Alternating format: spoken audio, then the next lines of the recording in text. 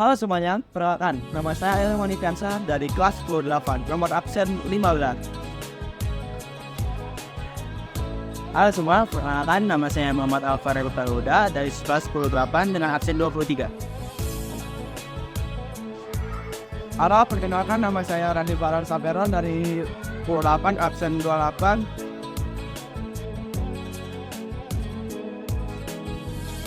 Halo semua, nama saya Dara Lesmana dari kelas 108 absen 8.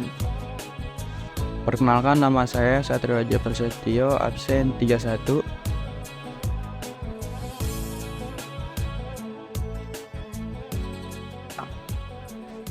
Pada kesempatan kali ini, saya ingin memaparkan bagaimana Islam masuk ke Indonesia.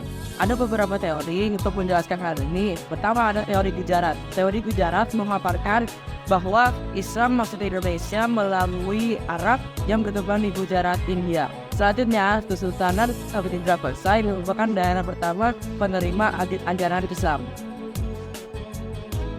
Teori Cina oleh Profesor Dr. Slamet Muljana. Menurut Slamet Muljana, Wali Songo merupakan keturunan Cina. Pendapat ini didasarkan pada kronik kelenteng Sampokong. Perlu diketahui juga bahwa menurut kebudayaan Cina, penulisan sejarah yang terkait dengan penulisan nama tempat, nama orang yang bukan dari negeri Cina juga bisa disebut dengan bahasa Cina. Yang kedua, ada teori Mekah ini ditemukan oleh para saudagar Arab di pantai Sumatera Barat.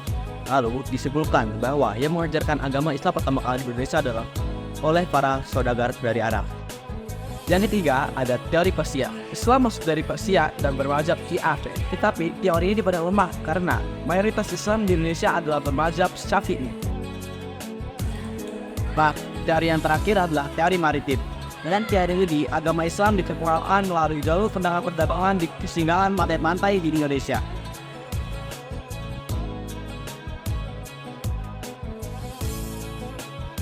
Nah, selanjutnya ada perkembangan kesultanan di Indonesia.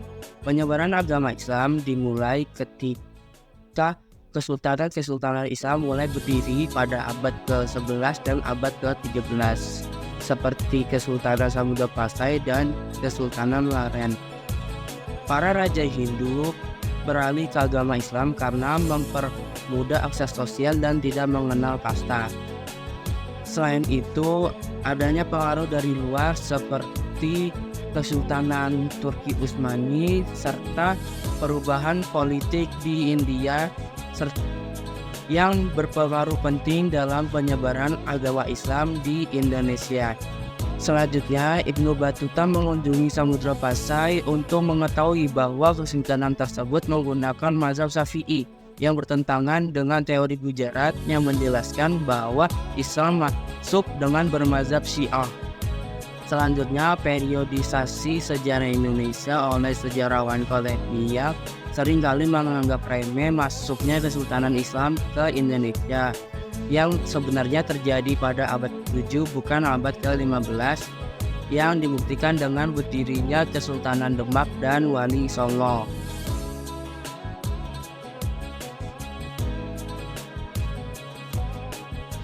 Nah, selanjutnya saya ingin memaparkan tokoh penyebar ajaran agama Islam di Indonesia, yaitu salah satunya Sultan Malik Saleh. Sultan Malik Saleh merupakan tokoh penyebar ajaran agama Islam di Nusantara dan di Asia Tenggara. Hal ini disebabkan oleh keluarga Faruk kekuasaan di Samudra Pasai dan bawah pimpinan Sultan Malik Saleh. Yang kedua, Sultan Ahmad. Menurut catatan Ibnu Battuta, Sultan Ahmad sangat memperhatikan agama Islam. Beliau berusaha keras untuk menyebarkan agama Islam di berbagai wilayah Samudra Pasai. Yang ketiga, Sultan Alauddin Widyaksa. Sultan Alauddin Widyaksa berperan dan berjasa untuk dalam penyebaran agama-agama Islam di wilayah Aceh. Beliau mendatangkan ulama-ulama di wilayah Persia dan di India. Itu mengajarkan agama Islam di wilayah Aceh. Bahkan masa kepimpinannya sampai Minangkabau dan Indrapura. Yang keempat ada Wali Songo. Wali Songo merupakan 9 wali atau sunan yang menjadi pelopor ajaran Islam di Pulau Jawa. Mereka berbaur dengan cara pendidikan, perdagangan, politik, dan lain-lain. Yang kelima ada Sultan Alauddin. Pada penyebaran agama Islam pada pemerintahan Sultan Alauddin, dia berhasil mencapai daerah Dompu dan Buton, dan ia berhasil mengislamkan kerajaan Sompeng, Bone, dan lain-lain. Yang keenam, Datuk Tunggang Parangan. Agama Islam berkembang pesat pada masa ini. Bahkan undang-undang negara berlandaskan ajaran Islam. Dan Datuk Tunggang Parangan berdakwah di Kutai hingga akhir hayatnya. Yang ketujuh atau yang terakhir adalah Sultan Zainal Abidin.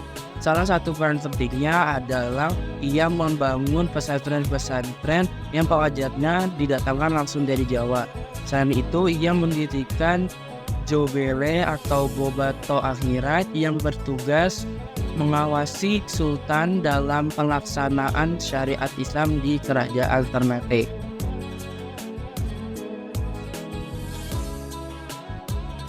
Di sini saya akan menjelaskan tentang keteladanan para ulama penegak ajaran Islam di Indonesia.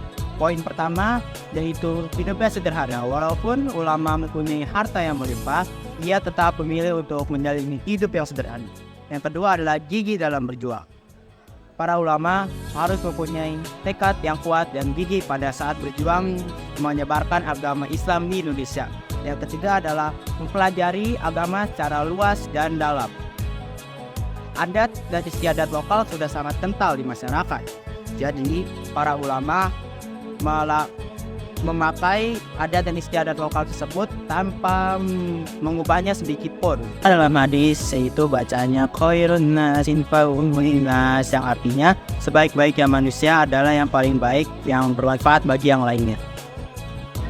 Poin hebat adalah produktif berkarya. Para ulama menerbitkan karya-karyanya itu adalah suatu kehadiran para ulama hebatnya untuk bermata tidak mempelajari ajaran yang sesat. Poin kelima ada sabar. Ujian dan cobaan asli dilalui oleh pangeran. Ya benar, ujian dan cobaan itu harus dihadapi dengan sifat sabar agar mengetahui tingkat keimanan seseorang. Lalu yang poin keenam ada menghargai perbedaan. Poin keenam ini menghargai perbedaan berarti semua orang berhak memiliki kepercayaan dan agamanya masing. Poin yang terakhir, poin yang ketujuh adalah berdakwah secara damai. Agama Islam mengajarkan kita untuk mempunyai rasa toleransi dan antisipasi yang hadir. Jadi kalau kita memang melakukan dakwah, kita harus waktunya menyampaikannya dengan cara yang bermartabat dan damai.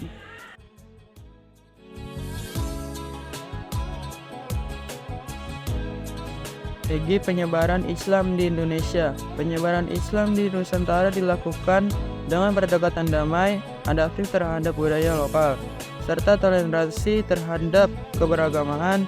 Dengan cara tersebut, Islam berhasil meraih tempat yang kuat di hati masyarakat.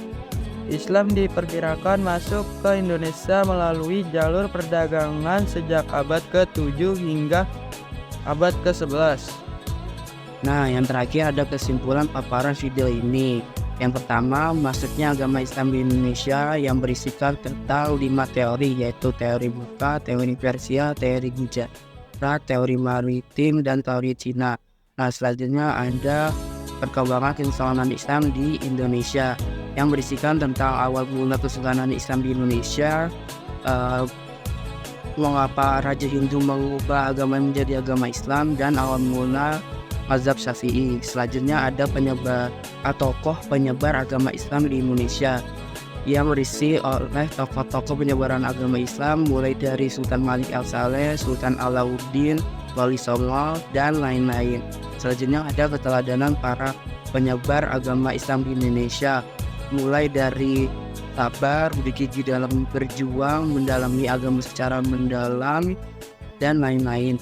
Dan yang terakhir ada strategi penyebaran agama Islam di Indonesia yang berisikan cara-cara strategi, yaitu pendekatan secara damai dan serta toleransi terhadap kebersamaan. Nah, itu dia tadi paparan materi dari kelompok kami, yaitu kelompok 6. Sekian dari kelompok kami, kurang lebihnya mohon maaf. Wassalamualaikum warahmatullahi wabarakatuh.